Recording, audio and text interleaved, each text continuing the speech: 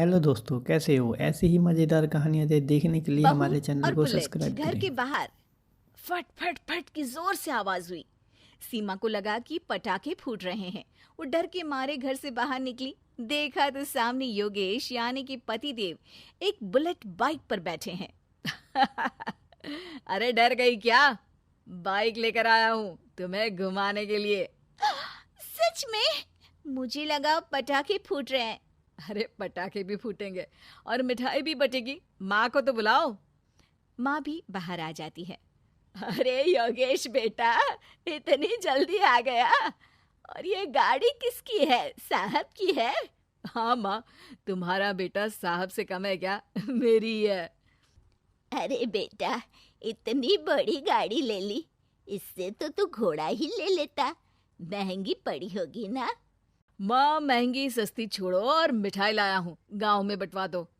अरे बंटवा क्यों दो? पीछे बैठो, गांव में बांट कर आते हैं। सब खुश थे। योगेश गांव के बाहर एक कोयले की खदान में मजदूरी करता था। मेहनत और अकल से उसने वहां ठेकेदारी का काम सीख लिया और सूझबूझ से ठीक ठाक पैसा बनाने लगा। गांव में बात फैल गई कि योगेश के घर धमाका गाड़ी आई है। ऐसी गाड़ी पहले कभी किसी ने गांव में तो देखी नहीं थी। योगेश और माँ गाड़ी से वापस घर आ जाते हैं। बेटा, बाबूजी ऊपर से देख रहे होंगे और आशीर्वाद भी दे रहे होंगे तुझे। वो होते तो उनको भी घुमाता माँ। पूरे गांव में नाच नाच के मिठाई बांटने जाते। जैसे मैंने नाच नाच के बांटी थी जब वो अपने लिए एक साइकिल लेकर आए थे। बस बस, बाबूजी दो बात भी सुनाते कि फटफट वाली फटफटी ले आया। सीमा आगे कहती है, अपने लिए तो ये गाड़ी ले आए और मेरे लिए? अरे ये गाड़ी तुम्हारे लिए ही तो है। पक्का मेरे लिए है? अरे पक्का तुम्हारे लिए है।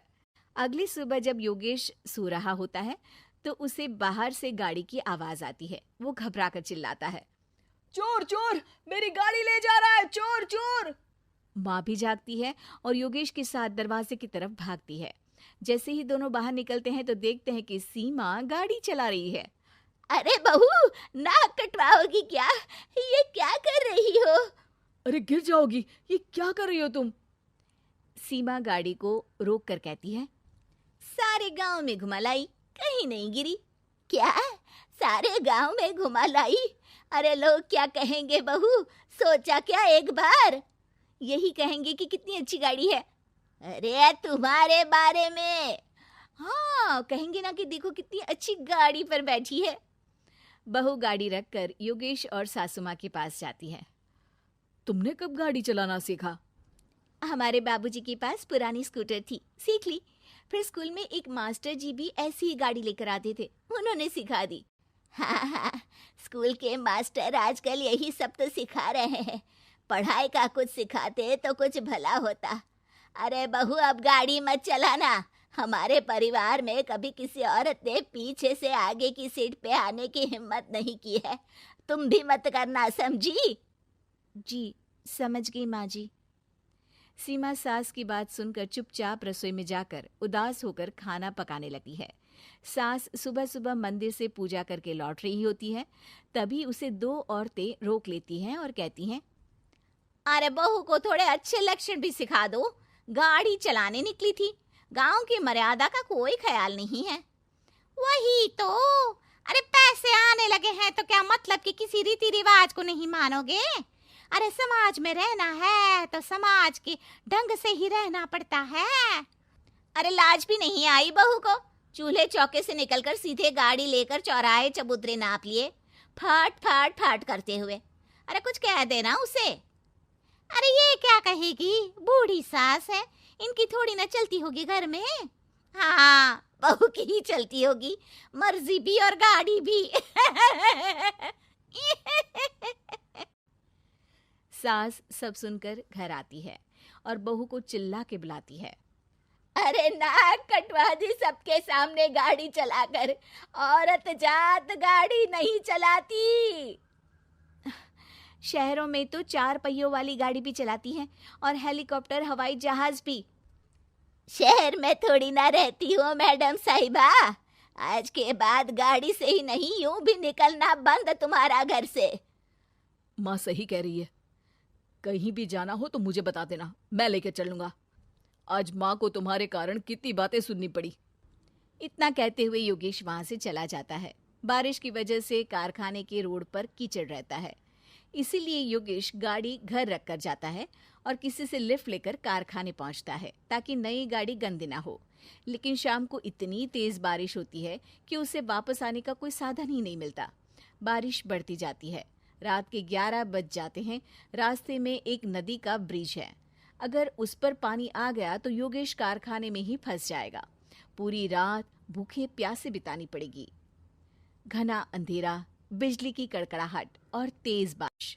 राजेश डर भी रहा था, ठंड से कांप भी रहा था। तभी उसे रोड से आती हुई एक रोशनी दिखती है। वो देखता है कि उसके सामने एक बाइक आकर खड़ी हुई है। वो ऊपर वाले को धन्यवाद देकर उस बाइक वाले आदमी की तरफ बढ़ता है, पर पास जाकर देखता है तो भौचक्का रह जाता है। सीमा, तुम यहाँ इतनी बारिश में गाड़ी पर? पहले बैठो तो, नदी ब्रिज पे आ जाएगी तो जाना मुश्किल हो जाएगा। योगेश गाड़ी के पीछे बैठता है। सीमा गाड़ी चला रही है। मैंने तो तुमको पहचाना ही नहीं। गाड़ी की आवाज तो पहचानी होगी ना। अरे पर मुझे नहीं पता था कि तुम आओगी। अच्छा किया कि तुम आ गई। माँ नहीं आने दे रही थी, पर हमेशा पति पत्नी की रक्षा थोड़ी ना करेगा, पत्नी को भी तो करनी चाहिए। योगेश को सुबह अपने किए पर पछतावा होता है। उसकी आंख में आंसू आ गए जो बारिश की बूंदों में बह गए थे।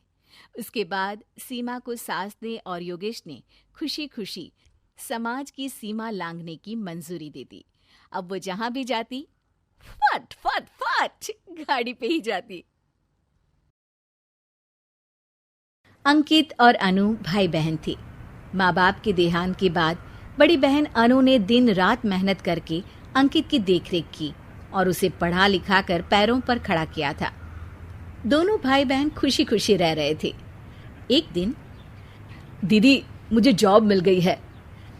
अरे वाह भैया, तेरी मेहनत सफल हुई। मेरी मेहनत नहीं दीदी, आपकी मेहनत। अगर पापा के निधन के बाद मेरी जिम्मेदारी आप न उठाती तो ये सब नहीं हो पाता। मेरी सफलता सिर्फ आपके बलिदान की वजह से है दीदी। कुछ महीनों बाद अंकित की शादी सीमा से हुई। सीमा बड़ी ही चालाकी से अनु से मीठा मीठा बोलकर घर का सारा काम करवा लेती थी और खुद अंकित के साथ घूमा फिरा करती थी। वैसे तो वो सिर्फ खाना बनाने का काम ही घर में करती थी, लेकिन अब उसे उससे भी छुटकारा चाहिए था। इसीलिए एक दिन, दीदी मेरे हाथ का खाना अंकित को पसंद नहीं आता, क्या आप खाना बना दोगी प्लीज? अरे हाँ हाँ, ये भी कोई कहने की बात है, जरूर। सीमा इस बात से मन ही मन बड़ा खुश होती है और अगले दिन के झाड़ू पोछे के काम से छुटकारा पाने के लिए एक और तरकीब लड़ाती है। हॉल में जोर जोर से कराहने लगती है। उसके कराहने की आवाज सुनकर अनु हॉल में भागती हुई आती है। क्या हुआ सीमा? दीदी लगता है मेरी कमर अकड़ गई है। वो क्या है ना, मुझे झाड़ू पोछा करने की आदत नहीं है ना। मेरी मम्मी पापा ने मुझसे कभी ये काम नहीं करवाया। अरे कोई बात नहीं, झाड़ू पोछा ही तो है, मैं कर लिया करूंगी। ऐसे ही धीरे धीरे सीमा ने घर के सारे कामों का बोझ अनु पर डाल दिया। घर का सारा काम अनु करती थी, फिर भी सीमा को अनु से छुटकारा चाहिए था। इसलिए एक दिन वो अंकित के ऑफिस से लौटने से ठीक पहले ढेर सारे कपड़े लेकर धोने का नाटक करने बैठ जाती है। अरे सीमा, इतने कपड़े? अब क्या करूं, अकेली पड़ जाती हूँ, करना तो मुझे ही है ना। अरे दीदी से मदद ले लेती। अच्छा, ताकि सारा जमाना कहे कि भाभी बड़ी ननद से काम करवा रही है।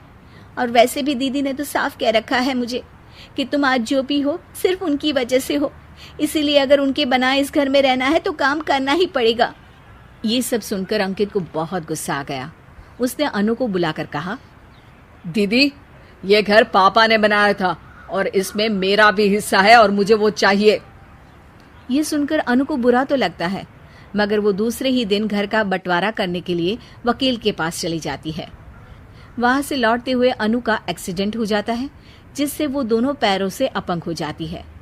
अब मजबूरन उसकी पूरी देखरेख सीमा को करनी पड़ती है। एक दिन सारे कामों से थक कर सीमा अंकित से कहती है, अजी सुनते हो, अब मुझसे तुम्हारी ये बहन की सेवा ना होगी। अगर कल तक तुम इसका बंदोबस्त नहीं करते तो मैं घर छोड़कर चली जाऊंगी। अरे ये कैसी बातें कर रही हो? इस हालत में वो कहाँ जाएंगी? मैं कुछ नहीं जानती, बस कल ये इस घर में मुझे दिखनी नहीं चाहिए। अंकित अपनी बीवी की जिद के आगे हार मान लेता है और अनु को शेल्टर होम में छोड़ आता है। 3 महीने बाद। अजी सुनते हो, ये आपके लिए एक पार्सल आया है, ये लीजिए। अरे इसमें तो घड़ी है और एक चिट्ठी भी है। दिखाइए तो। अरे वाह, बड़ी ही सुंदर घड़ी है, लेकिन ये आपको भेजी किसने? पता नहीं, शायद चिट्ठी में कुछ लिखा हो। आशा करती हूँ ये घड़ी तुम्हें पसंद आएगी। रक्षाबंधन की बहुत शुभकामनाएं, तुम्हारी दीदी अनु। चिट्ठी पढ़कर अंकित की आंखें भर आती है। मैं दीदी को लेने जा रहा हूँ सीमा। अरे घड़ी भेज तो दी उन्होंने, अब क्यों जाना उनके पास? देखा सीमा, दीदी हमसे दूर जाकर भी हमारे बारे में ही सोचती है, और एक हम है जो उनकी सेवा से बचने के लिए उन्हें शेल्टर होम छोड़ा है। तुम्हारी बातों में आकर मुझसे ये क्या पाप हो गया? मैं जा रहा हूँ दीदी को लेने, और जब मैं वापस आऊं तो तुम मुझे हमारे घर में मत दिखना। इतना कहकर अंकित अनु को लेने निकल जाता है। वहां पहुंचकर, दीदी मुझे माफ कर दो, मैं तुम्हें लेने आया हूँ। भाई आज तो राखी है, आज तो मैं मना कर भी नहीं सकती। दोनों घर पहुंचते हैं। अरे सीमा, तुम अभी तक यहीं हो? निकल जाओ इस घर से। अरे वाह अंकित, फिर वही गलती कर रहे हो तुम। सीमा, तुम कहीं नहीं जाओगी। दीदी मुझे माफ कर दो, मुझसे गलती हो गई। सीमा, आज ये समय माफी मांगने का नहीं है, राखी की तैयारी करने का है। चलो तैयार हो जाओ, तुम्हारे भैया के घर भी तो जाना है ना। ये सुन सीमा अनु के गले लग जाती है।